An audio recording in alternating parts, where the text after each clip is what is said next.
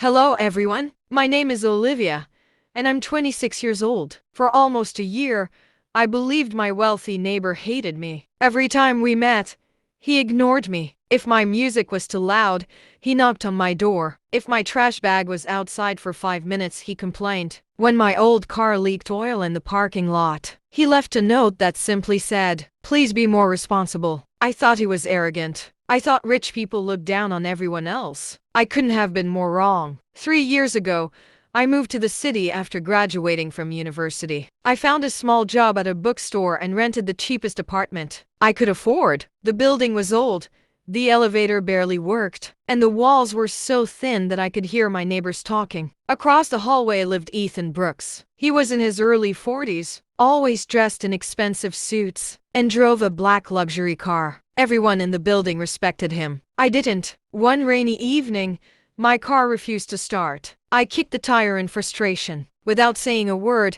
Ethan walked over with jumper cables. 5 minutes later, my engine started. "Thank you," I said. He simply nodded and walked away. No smile, no conversation, just silence. That was Ethan. Months passed. One Friday, I lost my job. The bookstore closed forever. I spent weeks searching for work. Bills piled up. I stopped buying coffee. Then I stopped buying meat. Eventually, I skipped meals. I never told anyone. One night, someone left two grocery bags outside my apartment door. There was no note, only fresh bread, milk, vegetables, rice, eggs, and fruit. I assumed the building manager had made a mistake. The following week, it happened again. Then again. Every Friday night. Always anonymous. I never discovered who was doing it. Life became harder. My landlord announced a rent increase. I couldn't afford it. I quietly packed my belongings and prepared to leave. As I carried the final box downstairs,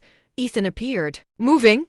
he asked. "Yes." He looked around the empty apartment. "Do you have somewhere to go?" I lied. "Of course." He stared at me for a moment. Then he handed me a business card. "My company needs an office administrator." I almost laughed. "You don't even like me." For the first time since we met, he smiled. "I never disliked you." The next morning, I attended the interview. To my surprise, Ethan wasn't interviewing me. Another manager was. I got the job based entirely on my skills. Months later, after settling into my new life, I finally asked Ethan one question. "Why did you always act so cold?" He looked down before answering. "When I was 25, I was homeless." I was shocked. "I survived because strangers helped me." He paused. "If I had been friendly from the beginning, you might have refused my help out of pride." I remembered the groceries, the food. He nodded. "The rent assistance. Him too." "The interview?" I only opened the door. "You walked through it yourself." I couldn't hold back my tears. "I judged you without knowing your story." He smiled gently. "We all do." Today,